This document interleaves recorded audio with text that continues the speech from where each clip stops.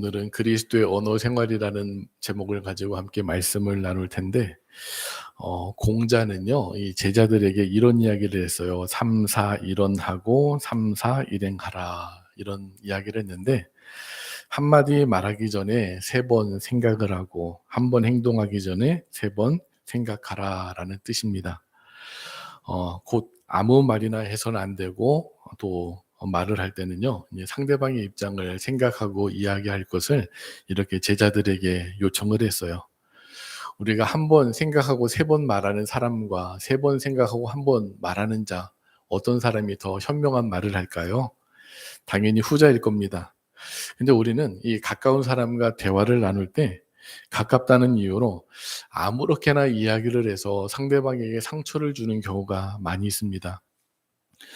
이 말로 인한 상처가 사실은 별거 아닌 것 같아도요, 우리 마음속 깊숙이 남겨져 있어서요, 곧바로 사과를 하더라도요, 그 상처가 쉽게 치유가 되지 않는 모습을 보게 됩니다. 보통 개에게 물린 사람은요, 반나절 만에 치료받고 집으로 돌아갈 수 있고, 뱀에게 물린 사람은 3일이면 치료받고 집으로 돌아갈 수 있지만, 사람의 말에 물린 상처는요, 4일이 지나도 낫지 않고 상처의 아픔에 신음하고 있다라는 그런 말이 있습니다. 그만큼 말로 인한 상처는요, 참 오래 갑니다. 중국의 명심보감에 이런 구절이 있어요. 구시 화지문, 설시 참신도. 그러니까 입은 화를 부르는 분이고요, 혀는 몸을 자르는 칼과 같다라는 그런 의미를 갖고 있습니다. 그러므로 입을 닫고 혀를 입 안 깊숙한 곳에 감추면 이 몸과 마음이 편안하다라는 그런 의미를 갖고 있습니다. 한마디로 말할 때 특별히 조심해야지 그 말 한마디가 정말 사람에게 상처와 심지어 몸을 베는 칼과 같은 그런 역할도 한다라는 그런 이야기입니다. 몇 년 전 한 방송국에서 이 한글날을 맞이해서 말의 힘이라는 그런 주제를 가지고 영상을 하나 만들었어요. 병 2개에다가 밥을 넣은 다음에 사람들에게 나눠준 거예요. 그래서 한 달 동안 한쪽에는 좋은 말을 하도록 했고, 또 한쪽에는 나쁜 말을 하도록 했습니다. 그리고 일정 시간, 한 달이 지나가지고요, 그 결과를 보았는데 놀랍게도 일치되는 결과를 보게 됩니다. 영상으로 준비했는데 한번 보시겠습니다. 여기 막 지은 쌀밥이 있습니다. 그리고 각각의 병에 좋은 말과 나쁜 말을 붙이면 실험 준비는 끝입니다. 안녕하세요. 네, 안녕하세요. 네, 부탁드립니다. 이게 뭐예요? 앞으로 한 달 동안 네. 한쪽 병에는 좋은 말씀을 좀 해주시고요. 그리고 음, 한쪽 병에는 듣기 싫은 말씀을 좀 해주세요. 뚜껑을 열고요. 알아들을까요? 고맙습니다. 예쁘다. 냄새 날 것 같아. 짜증나. 미워. 카메라 앞이라 그런지 짜증나도 너무 짜증 안 나게 얘기하시네요. 제대로 한번 짜증나게 네, 할까요? 짜증. 어우, 짜증나. 힘들어요. 이런 말 못하는데. 고맙습니다. 짜증나. 감사합니다. 짜증나! 예쁘다. 아유, 짜증나. MBC 아나운서실과 일반 사무실 모두 5곳에 전달했는데요. 4주 후 과연 어떤 변화가 생길지 함께 기다려볼까요?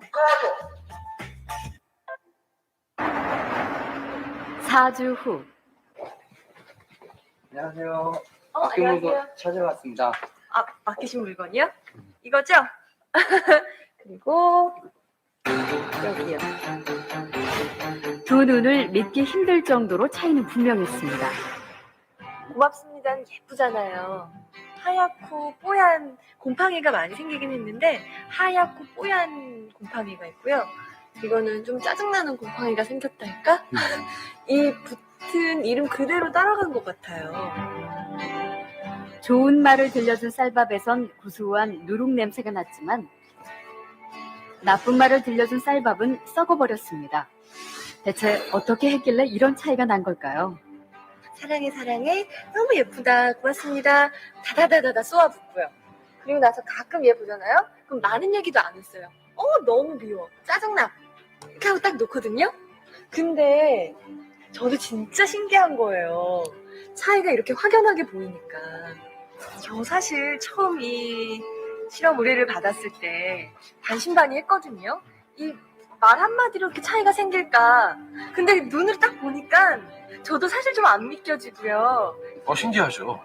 귀가 어디 달린 것도 아니고 여기 세반고리관이 들어있는 것도 아닌데 혹시 우리가 모르는 귀가 밥에 있나요? 3, 4일부터 이쪽이 막 변화가 되니까 좋은 말을 해야 되겠다라는 생각? 그다음에 사람들한테도 속상한 일 있거나 이랬을 때도 좋은 말을 많이 해서 이 사람들이 더 변화됐을 때도 이렇게 변화되지 않을까라는 생각도 해봤습니다. 굉장히 좀 놀랐고요. 처음에 주셨을 때는 과연 될까라는 생각을 많이 했었는데요. 이제 이렇게 된 거 보니까 이쁜 말을 좀 많이 써야 되겠다는 생각이 듭니다.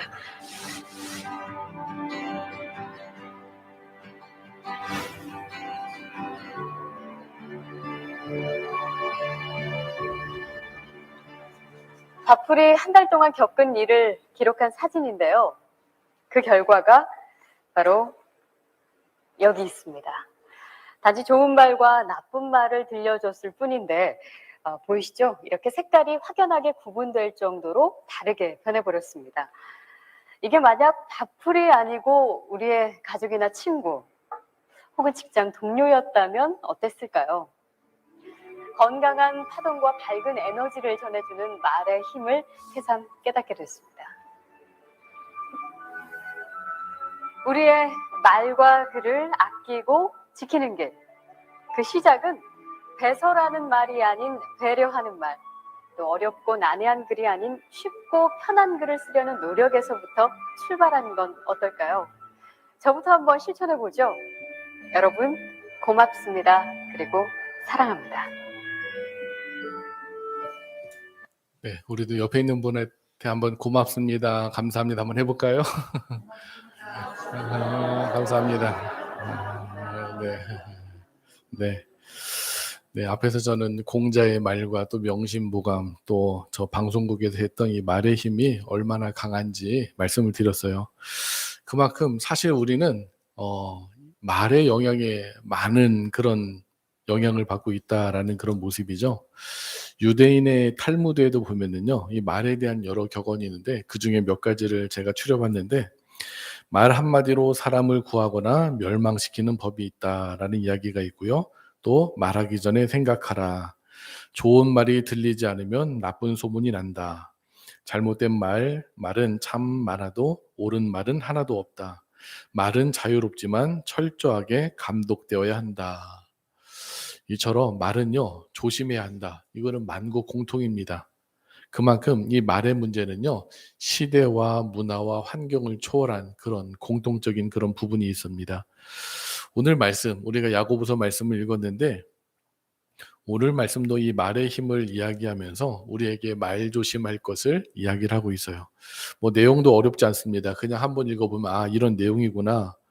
겉으로 보면은요, 이 세상의 이야기와 별 차이가 없지만 사실은 그게 아니라는 거예요. 그래서 저는 오늘 조금 더 우리가 이 말이라는 게 어떻게 해서부터 출발하게 되었는지 좀 근본적인 그런 문제로 한번 따져 들어가 보려고 하는데, 이 말의 문제가 어디서부터 출발하게 되었고 이게 어떻게 다시금 회복되었고, 그래서 우리 구원받은 믿음의 성도들은 어떤 언어 생활을 해야 할지 그런 부분을 함께 말씀을 통해서 나눠보고자 합니다. 그래서 오늘은 이 야고보서 여기에 한정짓지 않고 성경 66권 전체를 통틀어 가지고요, 함께 말씀을 들어볼까 하는데, 먼저 창세기 2장에 보면은 하나님께서 1장에 천지를 창조하시고 2장에도 앞에 창조 기사가 나온 다음에 아담을 혼자 먼저 만드셨잖아요. 그래서 아담이 돕는 배필이 없는 것을 보면서 하나님 좀 안타까워하셨어요. 그래서 아와 옆에 이 하와라는 이 여자를 돕는 배필을 만들어 주셨죠. 그러자 아담이 너무너무 감격해가지고 했던 이야기가 있어요. 바로 창세기 2장 23절인데요. 이렇게 고백을 합니다. 아담이 이르되 이는 내 뼈 중에 뼈요 살 중에 살이라. 이것을 남자에게서 취하였은즉 여자라 부리라 하니라. 하나님께서 자신에게 주신 이 돕는 배필에 대한 최고의 찬사요 칭찬의 그런 목소리였습니다. 그런데 이렇게 자기 옆에 있는 그 아내를 소중하게 여겼던 아담이 범죄 이후에는요, 어떻게 변했는지 바로 다음 장, 창세기 3장에 등장을 하는데, 아담이 하나님께서 따먹지 말라는 선악과를 따먹었잖아요. 그 다음에 하나님께서 이 아담에게 찾아오셨는데, 이 아담과 하나님의 대화하는 장면이 창세기 3장 9절부터 12절에 등장하는데, 이렇게 말씀을 합니다. 여호와 하나님이 아담을 부르시며 그에게 이르시되 내가 어디 있느냐. 그러자 아담이 이르되 내가 동산에서 하나님의 소리를 듣고 내가 벗었으므로 두려워하여 숨었나이다 라고 이야기합니다. 그러자 또 하나님께서 이르시되 누가 너의 벗었음을 내게 알렸느냐. 내가 내게 먹지 말라 명한 그 나무의 열매를 내가 먹었느냐 라고 이렇게 하나님 물으시죠.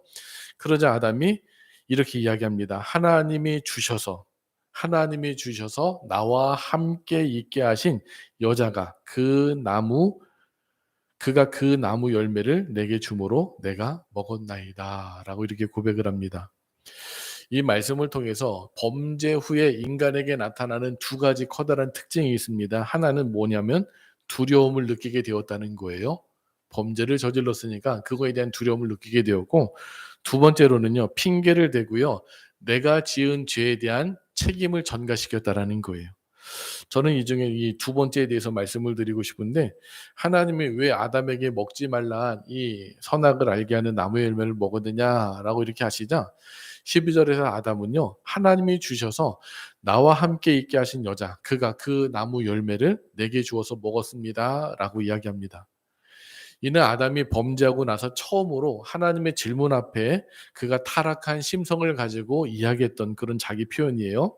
그런데 사실 처음에 누가 핑계를 대죠? 하나님 주신 여자 때문에 이걸 먹었습니다 라고 이야기하죠. 하나님이 주셔서라는 표현이 등장해요. 이게 굉장히 중요한 거예요. 누가 어디서 난 게 아니라 하나님이 베풀어 주신 사람. 그러니까 지금 아담은요, 자기의 잘못에 대해서 자기 스스로 죄를 깨닫지 못하고 어떻게 하는 거예요? 책임을 전가시키는데 누구한테 책임을 전가시키는 거예요? 하나님이 주셨기 때문에 제가 이런 잘못을 저질렀습니다 라고 하면서 나는 죄가 없지만 하나님께서 이 모든 원인을 제공해 주셨습니다 라고 책임을 전가하는 거예요.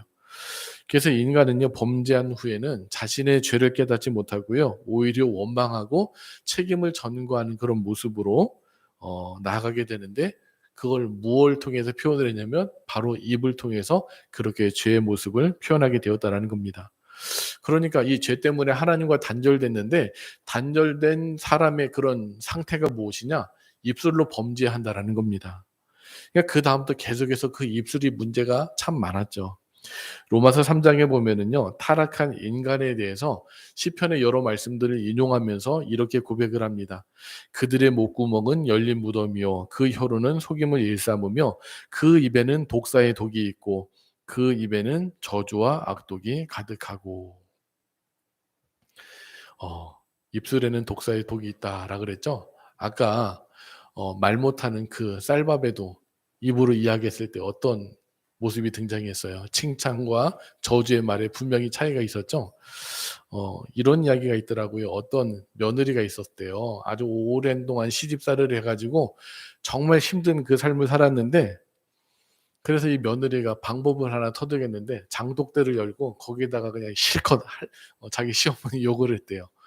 근데 어느 날 자기도 모르게 거기에 이제 뭐 벌레 하나가 들어가는 거예요. 거기다가 열심히 욕을 했는데 보니까 그 곤충이 죽어 있더래요. 그래서 내가 이렇게 악독한 말을 하면은 그게 실제로 여기 그 입술에는 독사의 독이 있고라는 것처럼 내가 나쁜 말을 할 때 그 내 입에서 나오는 그 김이 엄청나게 사람에게 해로울 뿐만 아니라 다른 짐승에게도 해롭구나라는 것을 깨닫게 되었다고 합니다. 왜 우리의 입에서 남을 비방하고 욕하고 또 원망하는지, 그 이유가 무엇일까요? 우리 마음속에 있는 죄성 때문에 그렇다라는 겁니다. 그래서 모든 인류는요, 그렇게도 이 언어의 문제에 대해서 고민을 하게 되었던 것이고, 이걸 도덕으로 또 철학으로 윤리로 해결해 보고자 노력을 했다는 거예요. 그런데 이게 사실 뭐 도덕으로 윤리로 뭐 이렇게 철학으로 해결이 쉽게 되나요? 쉽지 않습니다. 오히려 우리는 앞에도 말씀을 드렸지만 편안한 사람들에게 더 말을 막 하는 경우가 많이 있어요. 요즘에는 이제 부모님이 주로 도와주셔서 유학 생활을 많이 하지만 예전에는 자기 혼자 힘으로 가서 유학 생활을 했던, 그래서 온갖 고생을 하면서 학위를 따와서 나라를 위해서 헌신했던 그런 분들이 많이 있죠. 근데 예전에는 대부분 이제 결혼을 하고 유학 간 친구들도 있고 또 가서 이제 유학을 오른 그런 친구들도 있는데, 근데 이 둘 중에 한 명은 희생을 해야 되잖아요. 주로 이제 여자분들이 많이 희생을 합니다. 똑똑해도 이 예전엔 조금 이제 시대가 남성 우월 그런 시대였기 때문에 여성이 많이 희생을 하고 이제 아내는 투잡, 쓰리잡을 하면서 남편의 공부를 뒷바라지를 했던 거예요. 실제 있었던 일이라고 하는데 그렇게 학위를 받고 돌아왔어요. 아내가 열심히 남편을 뒷바라지 해가지고요. 남편이 학위를 받고 국내에 와서 대기업에 취직을 했다고 합니다.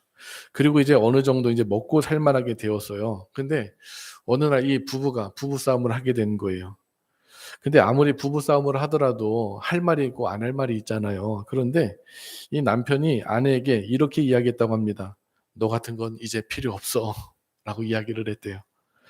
그럼 유학 갈 때 그 유학 비용 될 때만 필요했던 건가요? 그래서 이 말에요, 이 아내는요, 이 영혼 자체가 파괴되는 그 느낌을 받았다라는 그런 이야기를 듣게 되었습니다. 저는 이 이야기가 꼭 어떤 모습 같냐면은 아담이 범죄한 후에 온전히 책임을 다 하나님께 전가시키는 그런 모습, 그래서 입술로 범죄하는 그런 모습과 너무나 동일한 모습이 아닐까. 그동안은 그렇게 혜택 받아왔으면서도 어느 순간 자기의 마음이 변했다고 이렇게 함부로 입술로 범죄하는 그런 모습들, 너무나 동일한 모습이 아닐까라는 그런 생각을 해보게 되었어요. 근데 문제는요, 우리의 입술의 말이 그냥 남에게 상처만 주는 것으로 끝나는 게 아니라는 겁니다. 우리의 죄악된 그런 고백들이 입술로 나오잖아요. 근데 결국은 이게 누구한테 그대로 들어오느냐? 우리에게 들어온다는 거예요. 왜냐하면 우리가 입으로 내뱉은 소리를 들으시는 분이 있다라는 겁니다. 그분이 누구시냐? 바로 하나님이시라는 거예요. 민수기 14장 26절부터 30절에 보면 이런 말씀이 등장합니다. 제가 쭉 읽으면서 말씀을 드릴게요. 여호와께서 모세에게 아론에게 말씀하여 이르시되 나를 원망하는 이 악한 회중에는 내가 어느 때까지 참으랴. 이스라엘 자손이 나를 향하여 원망하는 바 그 원망하는 말을 내가 들었노라. 그들에게 이르기를 여호와의 말씀에 내 삶을 두고 맹세하노라. 너희 말이 내 귀에 들린 대로 내가 너희에게 행하리니 너희 시체가 이 광야에 엎드러질 것이라. 너희 중에서 20세 이상으로 계수된 자, 곧 나를 원망한 자 전부가 여분네의 아들 갈렙과 눈의 아들 여호수아 외에는 내가 맹세하여 너희에게 살게 하리라 한 땅에 결단코 들어가지 못하리라. 아멘. 이 말씀의 배경이 어떤 건지 아시죠? 모세가 이제 가데스 바네아 땅에서 이제 가나안 땅을 바라보면서 12명의 정탐꾼을 보낸 거예요. 그래서 12명의 정탐꾼 각 지파에서 한 명씩 뽑아서 보냈는데 이들이 40일간 가나안 땅을 정탐한 다음에 돌아와서 보고를 했는데 10대 2로 갈렸습니다. 10명의 사람들은 우린 죽었다 깨어나도 저기 못 간다. 근데 여호수아와 갈렙 같은 경우는 하나님이 우리에게 약속해 주셨기 때문에 하나님이 함께 하시면 우리가 능히 들어갈 수 있다. 근데 사람들이 누구의 말에 귀를 기울였어요? 10명의 사람의 말에 귀를 기울이면서 밤새도록 통곡하면서 원망하며 불평하면서 모든 표적을 하나님께 돌리면서 왜 우리를 여기까지 고생시키면서 여기까지 힘들게 데리고 왔느냐. 그러자 하나님이 저들에게 하신 말씀이 있어요. 너희 불평이 다 내가 들렸다. 너희 말이 내게 들린 대로 내가 너에게 행하노라 라고 말씀하시면서 너희들 결국은 광야에서 다 죽음을 맞이할 거야. 그러니까 우리의 입술은요, 내가 듣고 내 옆에 있는 사람이 듣고요, 또 누가 듣는 거예요? 하나님이 들으시는 거예요. 그러니까 하나님의 뜻과 섭리를 믿지 못하고 불평하고 원망했던 그 입술의 고백들이 결국은 자기들이 하나님의 약속을 받았음에도 불구하고 그 약속을 믿지 못했기 때문에 결국은 그 땅에 들어가지 못했던 거예요. 대신 하나님 말씀을 끝까지 신뢰했던 여호수아와 갈렙은요, 그들 무리 중에 단 2명, 두 명이 살게 되어서 그 땅에 들어가게 되었다라는 겁니다. 그래서 구약시대 때부터 믿음의 사람들은요, 이 말의 문제에 대해서 정말로 깊숙하게 고민을 하고, 이게 단순히 우리의 삶에 있어서 그 문제가 아니라 깊은 영적인 문제구나라는 것을 깨닫게 되었어요. 시편 39편 1절에 보면은 내가 말하기를 나의 행위를 조심하여 내 혀로 범죄하지 아니하리니 악인이 내 앞에 있을 때에 내가 내 입에 재갈을 먹이리라 하였도다 라고 말씀을 합니다. 오늘 야고보 3장에서도 재갈이 나오잖아요. 재갈이 있기 때문에 말을 자유롭게 통제를 할 수가 있는 거예요. 또 야고보는 재갈뿐만 아니라 배의 키를 예로 들죠. 배에 비하면 키는 지극히 작지만 그 키로 인하여서 결국은 배가 좌로 우로 움직일 수 있는 크나큰 역할을 할 수 있다는 겁니다. 그러니까 타락할 우리 본성을 제어할 그 힘이 필요한데 이것이 무엇이냐? 다름 아닌 믿음이라는 겁니다. 믿음으로 우리의 입술을 통제하는 게 중요하다는 겁니다. 시편 34편 13절이거든요. 우리 같이 한번 읽겠습니다. 내 혀를 악에서 금하며 내 입술을 거짓말에서 금할지어다. 아멘. 또 시편 59편 7절도 같이 읽겠습니다. 그들의 입으로는 악을 토하며 그들의 입술에는 칼이 있어 이르기를 누가 들으리오 하나이다. 아멘. 그리고 시편 64편 3절과 8절에 보면은 악한 자의 혀의 실상과 그 혀의 결론에 대해서 이야기하고 있습니다. 3절은 제가 읽고 8절 우리 성도님들이 읽겠습니다. 그들이 칼같이 자기 혀를 연마하며 화살같이 독한 말로 겨누고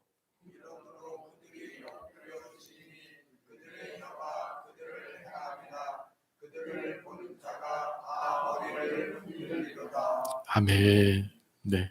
결국 독한 말, 악한 말을 하는 자는 결국은 그것으로 말미암아서 그들이 다 엎드러지게 될 것이다 라고 말씀을 합니다. 이게 바로 무엇이냐?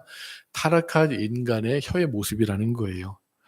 바울은 이를 골로새서 3장 7절부터 10절까지 다음과 같이 고백합니다.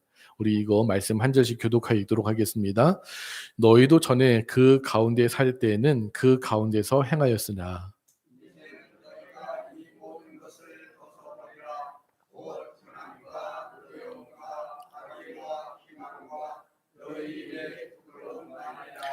너희가 서로 거짓말을 하지 말라. 옛사람과 그 행위를 벗어버리고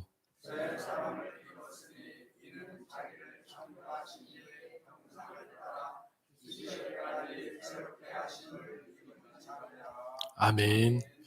바울이 여기 아주 중요한 이야기를 하고 있거든요. 이 옛사람과 새롭게 하심을 입은 자를 대조하면서 이야기를 하고 있어요. 그런데 이거는 곧 첫째 아담과 둘째 아담에 대한 이야기이기도 합니다.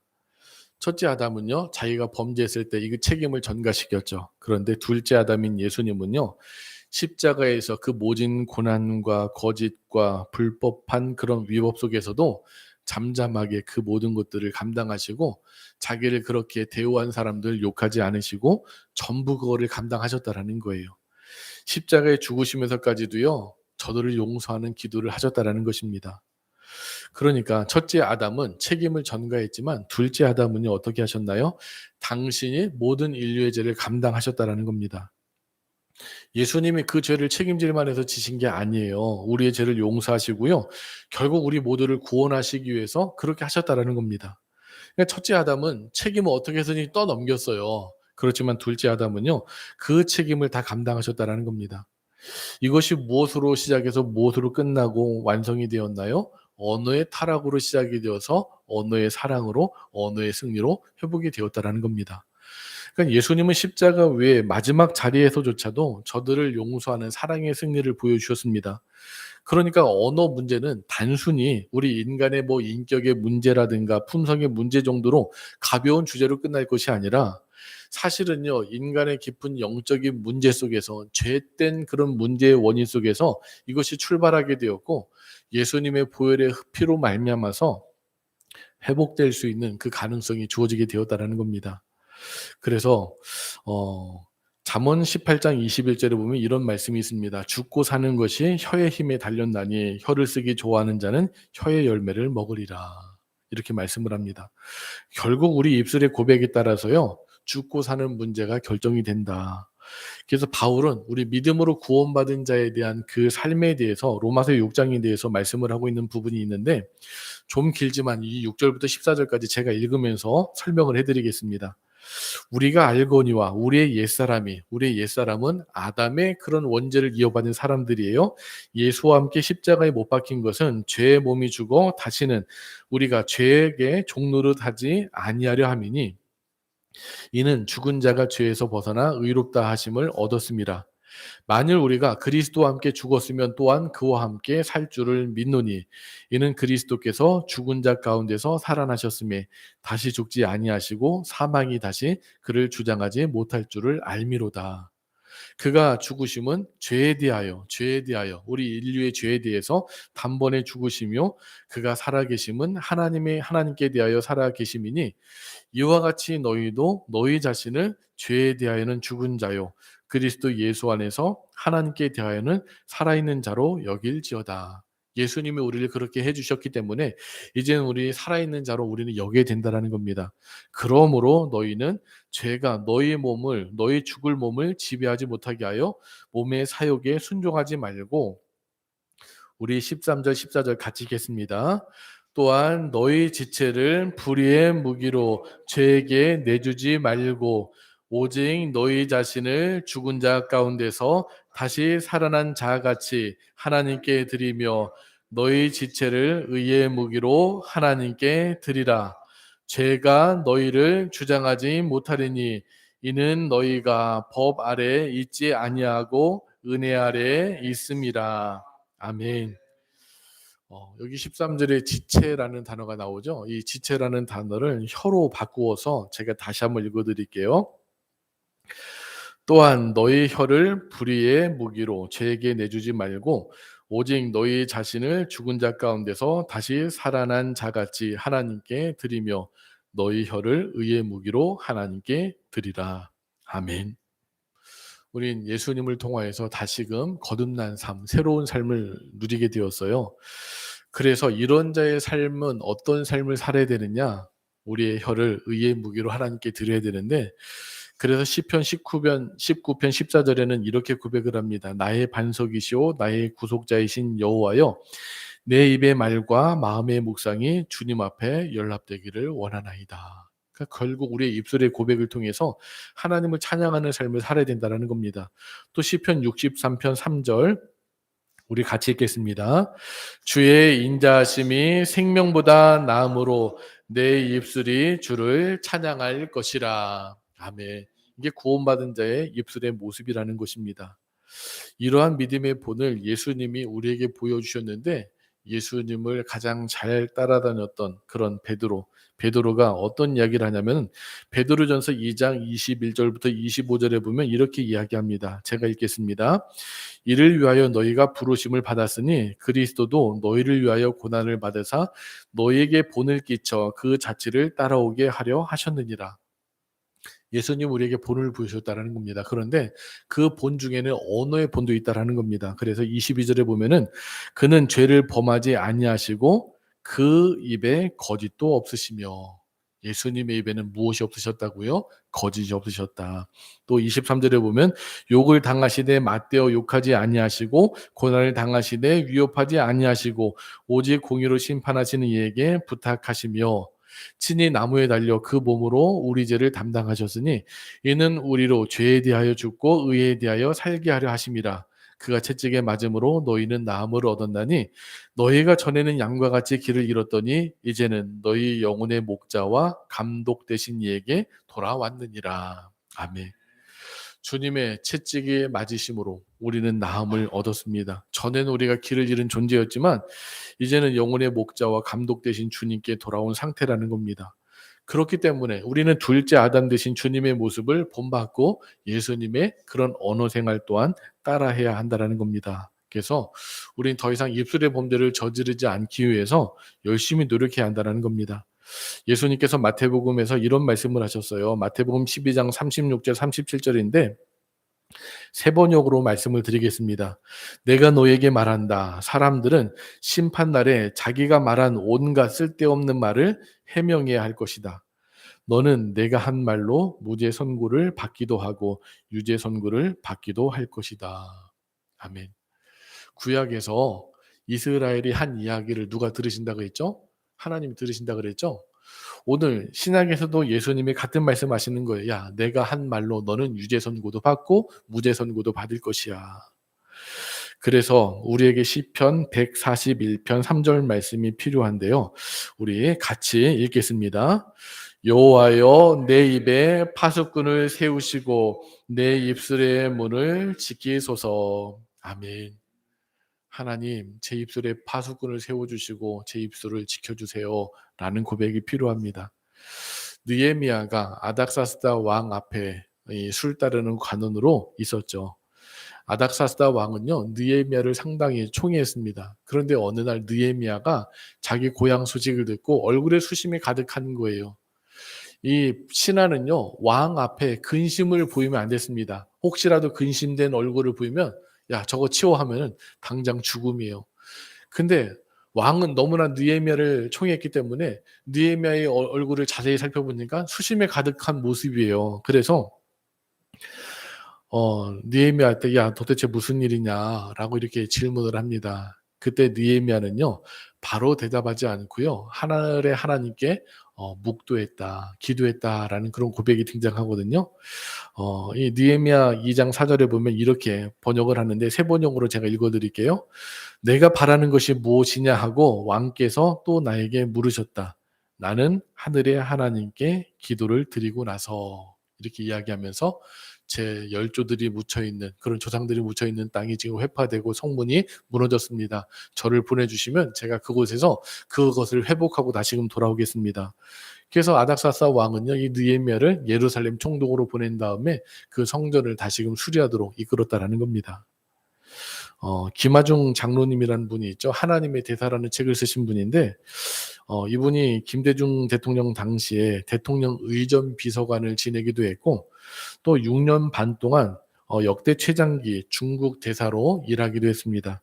또 이후에는요, 이명박 대통령 당시에는 통일부 장관으로 일하기도 했어요. 그러니까 진보 좌우를 거치지 않고 뭐 다 양쪽에서 다 일을 했던, 인정받았던 그런 분인데, 이분이 대통령 의전 비서관으로 일할 때 한 가지 세운 원칙이 있다고 합니다. 어떤 원칙이냐면 대통령께 보고하러 들어갈 때는요, 나는 반드시 기도하고 들어가겠다라는 그런 원칙을 세웠대요.